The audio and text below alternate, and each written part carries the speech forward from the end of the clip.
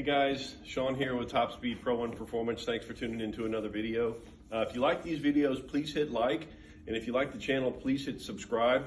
We'd love to make more videos for you, and that will help us to keep producing these videos and get them out to you. So today we're going to talk about the Porsche 987 Boxster exhaust. Okay, this is one of our most popular exhausts. This is a full stainless steel T304 stainless exhaust. It is all mandrel-bend piping, all TIG welded. As you can see, it's the dual canister setup. This replaces the OEM exhaust. This is a very high performance exhaust. You're probably looking at least 12 to 16 horsepower gains, much higher exhaust flow on this exhaust. I think it's a 1/2 inch larger piping than the factory OEM. So this is also going to be a very loud, very aggressive track spec kind of exhaust. So this may not be for everybody. So we like to always tell our customers, if you're trying to not wake up the neighbors, this may not be the one for you. But at the same time, if you're looking for performance and you love the sound, then this is going to be a great exhaust. This also comes in a titanium, so check out topspeedauto.com for the titanium version of this exhaust as well.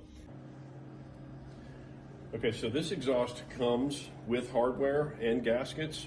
So you may already have good gaskets, OEM gaskets on your exhaust. If that's the case, you can reuse those. If not, you can use these, but we always recommend using the OEM gaskets on this and all of our exhausts. So one thing I wanted to cover on this, there's a little installation tip for the 987 Boxster. So we get a lot of questions about this, so that's why I wanted to create this video to talk about this. So on the back, we've got these brackets. These are going to line up to the OEM brackets. Now, this is an older model Porsche, so in some cases the chassis may have shifted over time. You never know if the vehicle may have been in an accident, and again, that's going to cause some shifting of the chassis. If that's the case, these may not line up exactly right. So what you want to do is start with the top bolt and nut on both sides. Once you get those loosely in, then you can make sure that your center exits are centered and everything is centered on the bumper diffuser. Then you can slowly work in these bottom bolts in these brackets.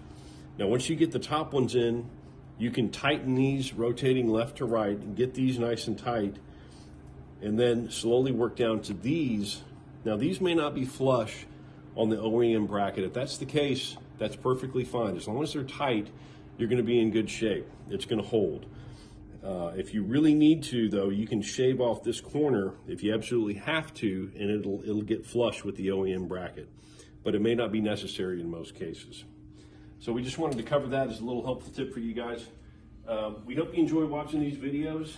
Please stay tuned to Top Speed Pro 1 for more videos. Thanks for watching.